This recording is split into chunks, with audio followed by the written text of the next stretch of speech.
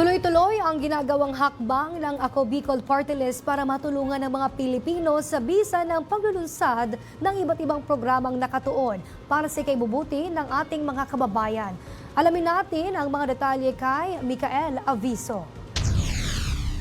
Pinangunahan ng Ako Bicol Party List katuwang ang Department of Labor and Employment o DOLE ang tupad orientation program para sa higit 300 residente ng malilipot sa Albay. Alinsunod ito sa layunin ng Ako Bicol na mas marami pang Pilipino ang magkakaroon ng trabaho at kabuhayan. Samantala, nakiisa at nagpaabot naman ng tulong ang Ako Bicol sa Civil Military Operation ng Philippine Navy, Naval Forces, Southern Luzon, sa pamamagitan ng pagbibigay ng mga sabon na gagamitin para sa kanilang community outreach. Nakatanggap naman ng guarantee letters sa Northgate ng Batasang Pambansa ang higit 200 benepisyaryo ng People's Day ng Ako Bicol Party List sa pangunguna ni Representative Elizaldico at ni former Congressman Jill Bungalon. Layunin ng Ako Bicol Party List na magkaloob ng tulong sa mga Pilipino para sa kanilang gastusin sa ospital tulad ng laboratories, therapies at medical procedures. Patuloy pa rin ang Ako Bicol Party List sa pagsasagawa ng mga proyektong mas magpapagaan pa ng kalagayan at pamumuhay ng mga Pilipino